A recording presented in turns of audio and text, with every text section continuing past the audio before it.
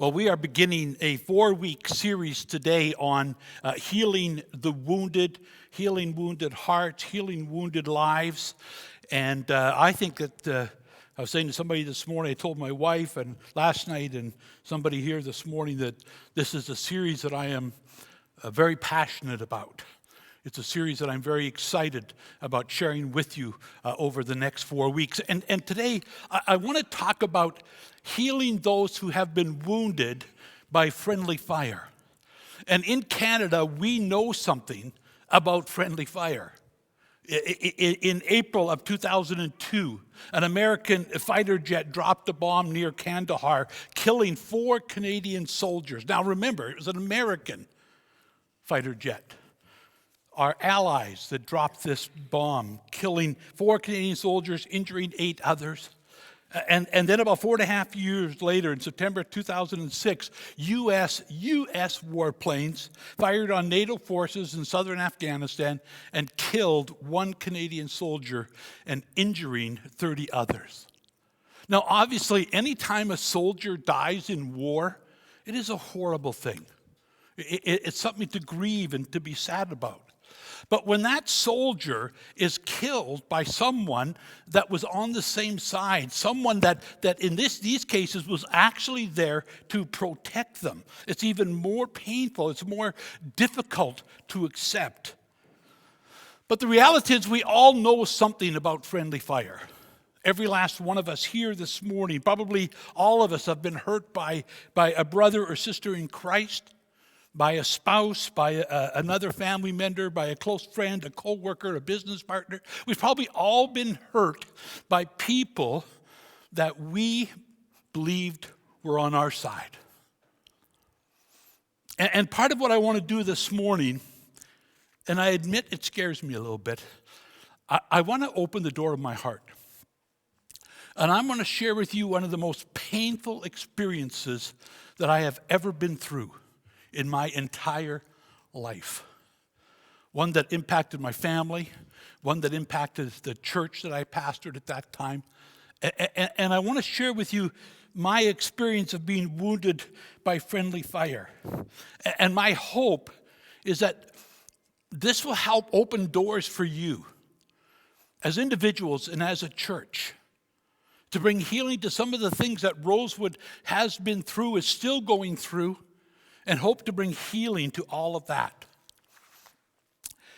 In the last 2 years that I served a church here in Regina, we saw God work in absolutely unbelievable ways. In those 2 years, we had more people come to Christ than in the previous 8 years added together in just 2 years. We were in the black. That particular church had never, ever, ever, ever been in the black financially. For a short period of time, we were actually in the black. We were in a building project, and we said, let's set a goal. We're not a big church. Let's set a lofty goal. Let's say we're going to bring $50,000 into our building fund this year. Well, we didn't do it. We brought in $120,000. We had a prayer ministry that was so vibrant, that was so dynamic, that I was invited to write 2 articles for Christian magazines about the prayer ministry in our church. Now, you would think with all of those things going on, the church would be pumped. They would be excited about what was happening. And by far and large, they were. But there were some families who had decided that I was no longer the man to lead the church. And they made it their mission, and this is not hearsay, this is what one of them told me, that they made it was their mission, these 5 families, to run me out of the church. And I lasted for 2 years. And finally, after 2 years, I just couldn't handle it anymore. And so I resigned. And looking back, I know now that I was in an advanced state of burnout. And it took me several months to recover from that. And like I say, that did not just impact me as the pastor, it impacted my family. Our children, none of our children walked with God for a period of time after that. They were so hurt, they were so angry. Our son, to this day, 19 years later, still wants nothing to do with church. He wants nothing to do with Christians. My health was affected. My wife's health in the midst of this is when she was diagnosed with MS. And MS, stress is a terrible thing for that. And so she was affected. The church was affected. The last Sunday that I was there were about 200 people there. And that church went down to about 80 or 90 people. They've now merged with another one. But about 80 or 90 people. And now, like I say, 19 years later, they are still not in their building. We were well on the way, and they're still not there. They still never built that church. And like I say, this is probably one of the most painful times of my life. I can't even begin to tell you what I went through. And like I say, how it affected so many different people. But here's the wonderful thing. God did not waste that experience. God did not waste that experience. I learned valuable lessons about me as a leader. I learned valuable lessons about how do you deal with friendly fire in the church? How do you deal with people who you thought were your close friends? And some of these families, these 5 families, that's what we would have said. These are some of our closest friends in the church. What do you do when they are the ones who have now, like I said, made it their mission to get rid of you? And so as in these months afterwards that I was crying out to God, and as so many others have done in these types of situations, I ended up in the book of Psalms. And I read over and over and over again the Psalms. And then one particular psalm, one morning, jumped out at me. Psalm 55. And Kevin read part of it earlier. Psalm 55 leapt out at me. Because David also experienced friendly fire, like I and so many of you have experienced. And as I read this psalm over and over and over again, and to be honest with you, it was the only scripture that I read for probably weeks. Every day I read Psalm 55. And so David helps us to understand, how do we recover from the pain of friendly fire? And the first thing that he says right away in verses 2 and 4 and 5 is that we recover from friendly fire when we recognize and acknowledge the pain. When we realize and not just recognize it, but we acknowledge, I am hurting.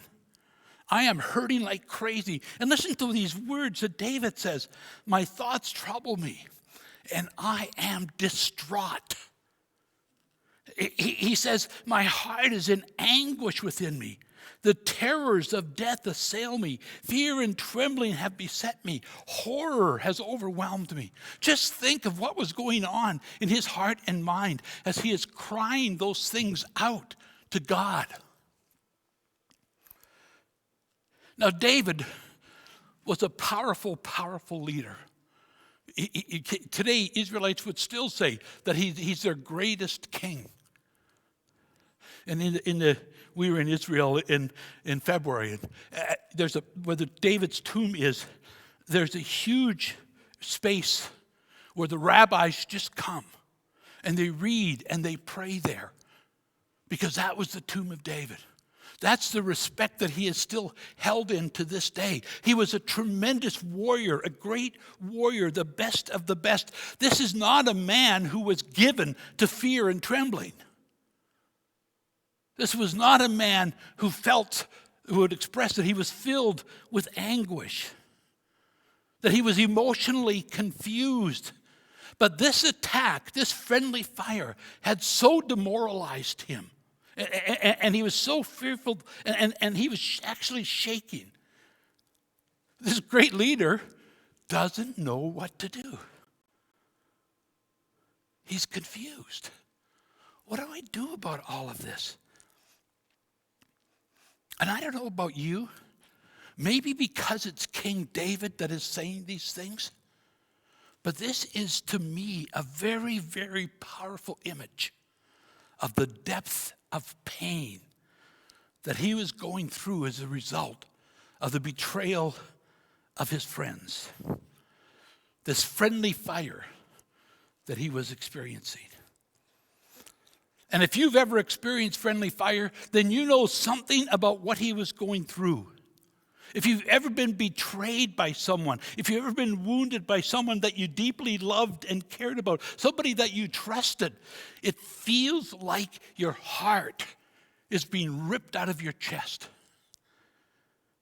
It feels like the ground is falling apart under you. It feels like there's this earthquake going on, and you're finding it hard to stand up. It's like everything around you is crumbling. It's caving in. See, we thought that the people closest to us, our fellow church members, our families, we thought that these people were for us. These were people that we loved and that we thought loved us. That we could trust them. If I could trust anybody, I could trust this person. And then you discover that this is one of the people who has betrayed your friendship. And when that happens, we begin to wonder, can I trust anyone anymore? Because if this person betrayed me, this person that I've attended church with for all of these years, this person that I served on committees with, that I served on an elders board with, that I was in their small group, they were in my small group, that this person betrayed me, then we wonder who won't betray me? Who won't? And so we begin to look around, not with rose-colored glasses, but we look around us with dark-colored glasses. And everyone we see, no matter how long we've known them, we look at them with suspicion. And this is what you feel. But then something else happens, is that you begin to focus all of this on God too. And you begin to wonder if I can't trust all these friends as close as they were, can I even trust God? Can I even trust that God will be there for me? I know he says he will, but these people said they'd be with me too. So can I even trust God? And this is what we hear in David's words. He's pleading with God to listen to him. In essence, what he's saying is this, is that when I knock on your door, don't ignore me. I need you, and I need you now, God. Please be there for me. And for me, I went through this time of anger with God. I had the best prayer life I had had in my whole life as a Christian or as a pastor. I was serving in the Alliance on the National Prayer Mobilization Team with people all across Canada.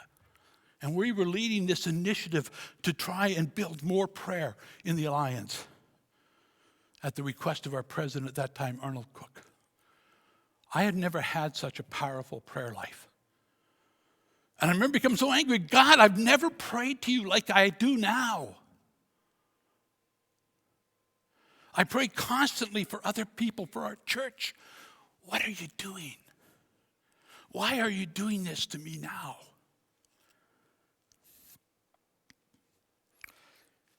And so David gives us an important lesson here. He doesn't deny what's happening. He doesn't deny this anguish and this fear and this trembling that's going on in his life. And beloved, neither should we. Neither should we. We acknowledge the pain. If you're going to move on from the trauma of friendly fire, whether it's what's happened here in the past few years, whether it's in your home, whether it's in your workplace, wherever it is, if you're going to get through that, then it's not a time for platitudes.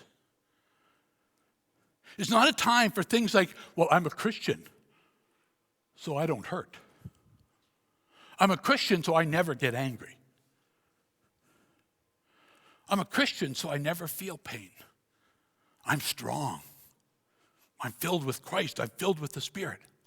And those things are true. But that's not what the Bible tells us. I love Psalm 62:8.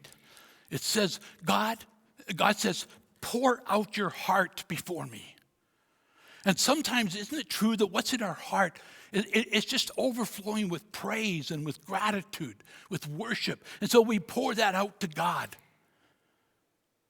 But God doesn't say just pray out the good things in your heart to me. He says pour out your heart before me. And sometimes what's in our heart is confusion and pain and doubt and fear and trembling, the same things that David is experiencing. And God says pour that out before me. Pour out your heart. And that is such an important part of the recovery. We say, God, this hurts like crazy. And I could say truthfully that I don't know if I've ever experienced, I'd say this to God, I don't think I've ever experienced this kind of pain in my life, this kind of betrayal. People that we were in their home, they were in our home, not once or twice, but many, many times. We were in our small group together. Some of them had been elders at one time. And I remember saying, God, I can't do this. I can't handle this.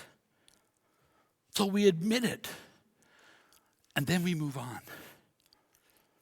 And we say, God, I want to deal with this pain. I want to admit it's there.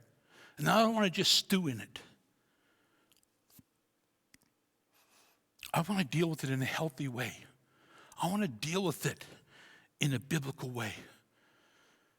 And so, beloved, if we are going to recover from the pain of friendly fire, then we have to acknowledge it and recognize the pain that we have been in and maybe are still in. But David also goes on and he says, resist, in verses 6-8, resist the desire to escape. I love this. When friendly fire happens, probably one of the first things that happen to us, almost instinctual, is that I want to get out of this home. I mean, I don't know anybody who thinks, you know what, I love this pain. I'm just going to sit here for a while. No, we want to get rid of that pain. We want to move on. And so David says, oh, that I had the wings of a dove. I would fly away and be at rest. I would flee far away and stay in the desert.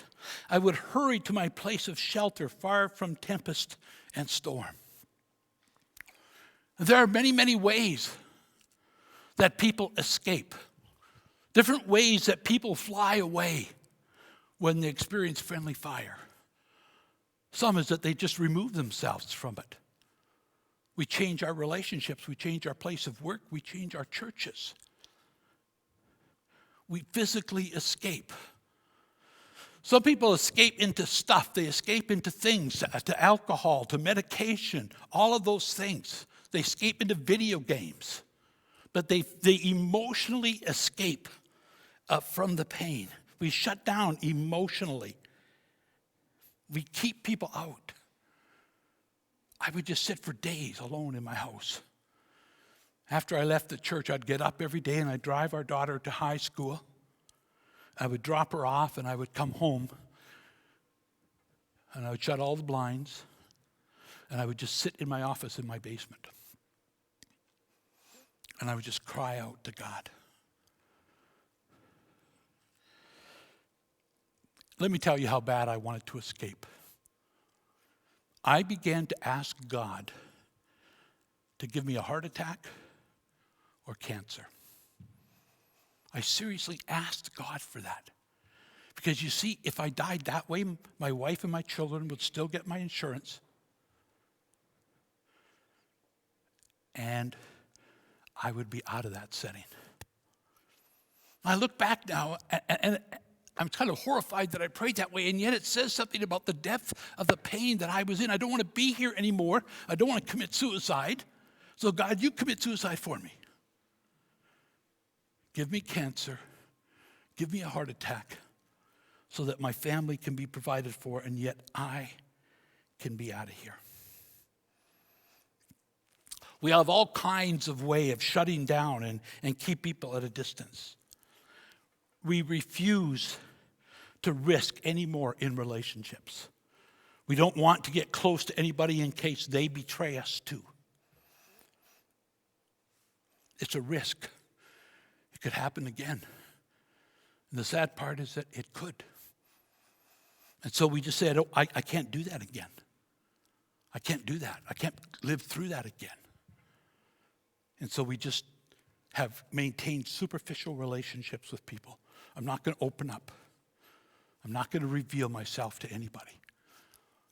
But there's a couple problems with that approach to life and to relationships. First of all, it's just no way to live. It's no way to live. There's no reality in that kind of life. We're just pretending. We're just pretending that we're human. We're just pretending that we're moving on. We're pretending to be in relationships. We're pretending to be happy. We're kind of just pretending that we even have a life. Because all of it is just a big show. All of it is just pretend. Inside, we're hiding. Inside, we're scared of people. We're scared of more pain. And so let's just escape the world. The problem is it's no way to live. The second problem is that this is really an absence of faith in our lives, is what it is. Rather than trusting God, we say, no, I'm going to hide, I'm going to escape. And yes, it's from relationships, but I think that so often it's also we're hiding from relationships with God. When we emotionally shut down, when we run and we hide, we are also shut down from God. I don't think it's possible to be emotionally cold toward others and be emotionally hot toward God. It doesn't work that way. We're either open and responsive to God and people, or we're not. Now, there may be a time when we need to distance ourselves, but beloved, never start living your life like that. Live a life, an engaged life, engage with God, engage with others, no matter what might happen. And part of my concern with this escaping God and people is that I only know one way to recover from this kind of pain. With God. And so if I am escaping from Him and I'm escaping from people, but I'm escaping from the very source of the healing in my life, to the very person who can bring back wholeness to my life and joy and peace to my life.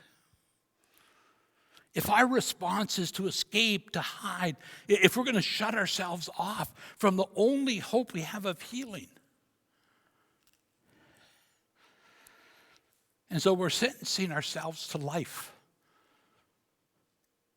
Not life with God, but life distant from God. And it's no way to live. Some of us have lived that way. It's simply not a good strategy. It's one that's going to keep you mired in the muck and the dirt, rather than allowing and grabbing the hand of God as He reaches down and pulls you up from all of that.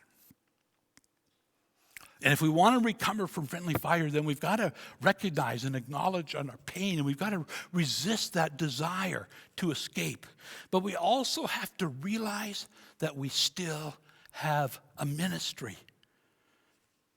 God's plan for your life is not blocked because of what somebody else did to you or somebody else thinks about you.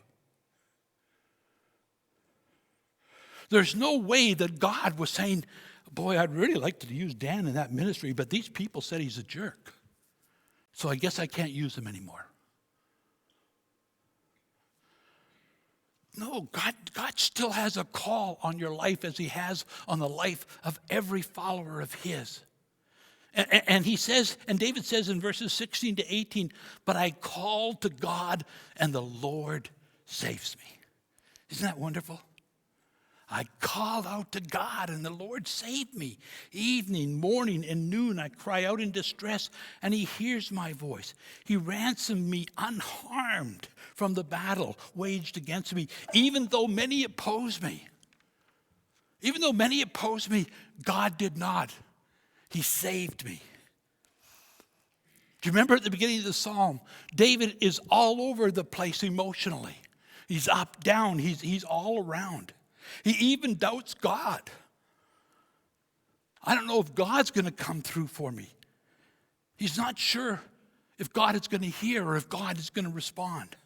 But as he works through those emotions, he regains perspective. And now he says, God will listen. And not just will God listen, but God will respond. And God will rescue me. God will continue to use him. He's getting things back on track now. He's starting to move forward. He's beginning to see that his days of ministry, that his days of usefulness to the Lord were not over. And beloved, we must understand this fact. God is not done with you. No matter what people may say about you, no matter what's happening in the church that you attend, God is not done with you. He still has a vital ministry for you. He still wants to use you to build and to expand his kingdom here on earth. God can build fiery faith through friendly fire. But I'm going to have to throw a but in here. God can build fiery faith through friendly fire, but we have to allow him to do it. I know for certain that God wants to bring healing to Rosewood Church. I know that beyond a shadow of a doubt. He wants to heal this church. He wants to see it move forward in ways that you have never seen, even those of you that have been here as soon as you got off the ark. I assure you that I know what he wants for this church, because it's what he wants for every church. And here's what else I know. I don't know what ministry he's called you to, but here's what I do know. He still wants you in the ministry. I don't have to ask, God, do you want to use the people that make up Rosewood Park Alliance Church? No, I don't have to ask that. I know it because the scriptures tell us that. The only way that the devil can block the plans of God for us is if we drop out. If we say, I don't even want God to use me anymore. I'm done with church. Friends, then you're even blocking the work of God in your life. Please, please, please, do not allow the opinions, the actions of other people to determine whether or not God can still use you. For me, I was leaving ministry. I felt like I was a total failure, that everything that happened at the church was my fault. And so I said, why would I risk that ever again? And I'm done. I'm done. Our elders board at the church that I had left was still very supportive. Our district superintendent was very supportive. He was saying, don't leave the ministry, you're crazy. And I said, no, I'm done. I only applied for secular jobs. I had a few churches that had called me, and I said, no, don't bother me ever again. I'm finished. I'm never going to pastor ever again. I was done. Because of what had happened to me and what people had said about me, I was giving up my call to ministry. I turned down secular jobs, even. And then an amazing thing happened. My first degree is in criminal justice. And I had actually moved to Saskatchewan in 1977 to begin an addiction program at the Regina Correctional Center. And the chaplain there, and I had known her since before either of us were Christians. She had been a probation officer. I had been treatment supervisor in addiction treatment center. And she phones me up. And she says, Dan, she was with the Salvation Army. The Salvation Army says I have to take holidays. I haven't had holidays for 2 years. They're telling me I have to take the month of September off. Would you come fill in for me? And my gift from the church ended at the end of August, so I thought, good reason to go into ministry, more money. And so I went, but I began to be overcome with fear. I can't do this. I'm a failure. I'll blow that too. And a couple days before I was supposed to start, I decided I'm going to phone her and tell her I'm sick. I can't come after all. Thankfully, I didn't do it. And that was the beginning of my healing process. I went there for that month and I loved it. I just loved being back in ministry, vocational ministry again. And then a college in Alberta that had asked me to come many, many times, and I kept saying no. And in fact, the last time they asked me, I said, please don't ever bother me again. I'm not going to go back into ministry. Leave me alone. Well, they decided not to leave me alone. And so they called me up and they said, we'd like you to come. Our president's retiring. We'd love for you to come and be president. And I said, well, I just don't want to be back in ministry. And they said, well, come talk to us. So we went out to Alberta and we talked to them. And I had some stipulations in my mind. They were only talking to me. And I wanted there to be 2 other people that they would interview to talk to. And there were 2 other people that applied. And there were a couple others, I don't remember what they were. And I went there, and that was a phenomenal, phenomenal experience. But I was never going to pastor ever again. And then this church in Brandon called me. And I said, no, I don't want to pastor. I don't want to pastor your church because it was known as the most conservative church in our district. And I said, I'll kill that church if I go there. And so they said, well, come out and talk to us. I said, well, why would I come if I'm not going to come to your church? Well, come in. So I went. And on the night before we came back to Alberta, the chairman of the board and his wife and I and Wendy were having supper. And he said, if I were to ask you right now, are you coming, what would you say? And I said, no, I'm not coming. So they extended the call. I asked for a week to pray. I phoned the district superintendent and said, no, we're not coming. 2 days later, the chairman of the board called me, which they're not supposed to do, and said, we want you to come. And I said, no. 2 days later, he called me again, and I went there. And beloved, it was the most phenomenal experience of my life. If ever there was a church to end your ministry career on, that was the one.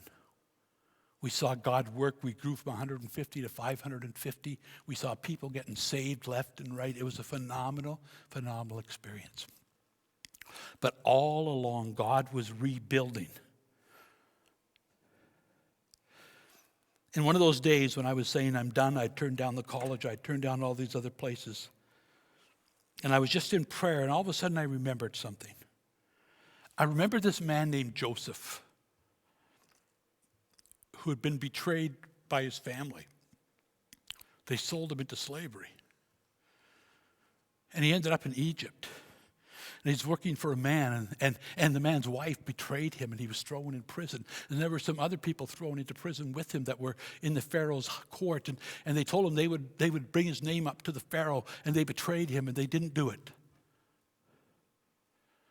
And then he ends up the second in command, the prime minister of the entire country of Egypt, and is in a place, in a position to help the nation of Israel in a time of famine, and even his own family who had betrayed him, he helped. And I remembered another guy named Samson, another man named Samson. And God had a tremendous call on his life, and he was betrayed by his girlfriend and thrown into prison. Had his hair cut off because that was a source of his strength. And his hair began to grow. And he ended up accomplishing the ministry that God had called him to. And hear me say this clearly. Never let what has happened here tell you that you don't have a ministry anymore. God has a ministry for you. And if we're going to recover from friendly fire, we have to recognize that we have pain. We have to resist the desire to escape. We have to recognize that God still has a ministry for us. And then finally, we need to refuse to give up on God or people. David restates near the end his trust in God and invites others to trust in him too. He says, cast your cares on the Lord and he will sustain you. He will never let the righteous fall. And even in this dark hour of need, where there was no clear evidence of safety, David says, I'm still going to trust in God. The sad thing about friendly fire is it doesn't always end up the way we had hoped. When enemy aircraft send missiles down, it isn't that they pushed the button wrong and it hit 2 kilometers away. It lands right in the middle. And people lose their lives. Jesus knew what it was to be betrayed by a close friend. Somebody who had walked with him for 3 years, that they had trusted with the finances of the group, betrayed him.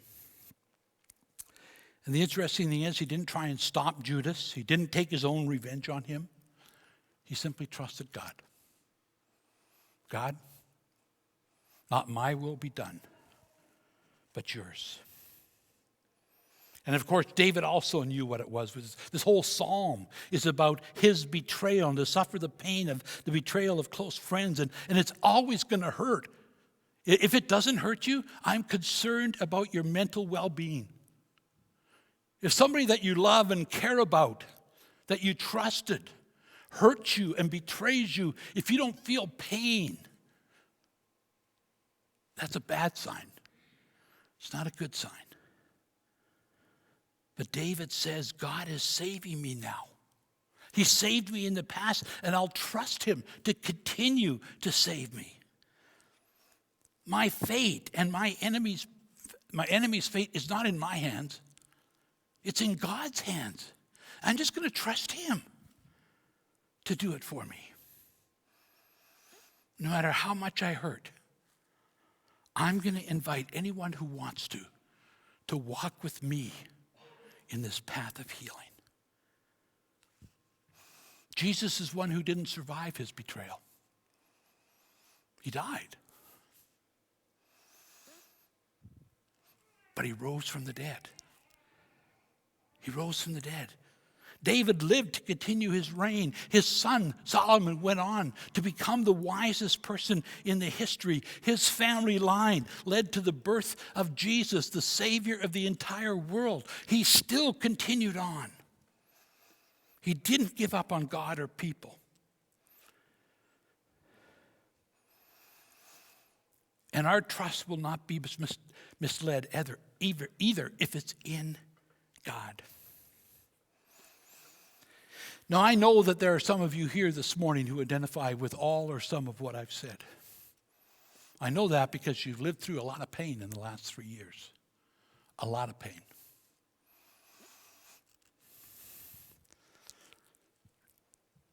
You felt the pain of what David's talking about. But some of you have gotten halfway through the psalm and you've stopped there.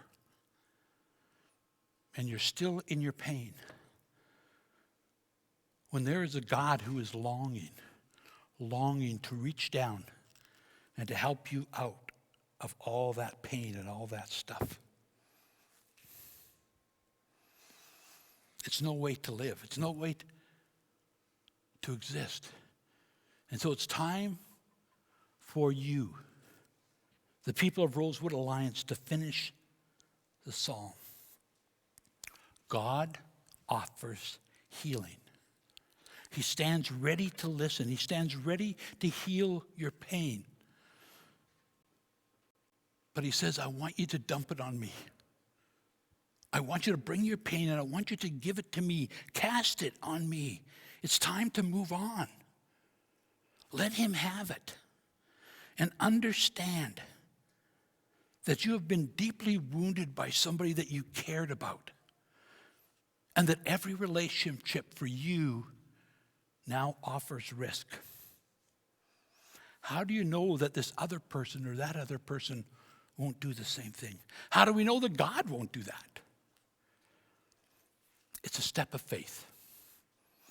I admit it, it's a step of faith. If we believe God can be trusted, then we will cast our cares upon him. You will go on with the life that God intended for you. He will set you free. How do I know that? Because he set me free. And it wasn't an easy journey. Even when I first went to the college, which was a year later, I still had a lot of pain, and I didn't always handle conflict as well as I could have, because all of that would come back. It doesn't have to be that way. You can be open again. You can be real in your relationship with God and in your relationship with others. We need to trust that God will get us through it. And again, I'm not trying to pretend it'll be easy, but he'll get us through it. And he'll protect us, and that he will bring healing, and he will give you back your life.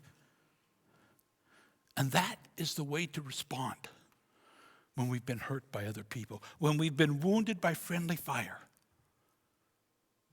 Trust God.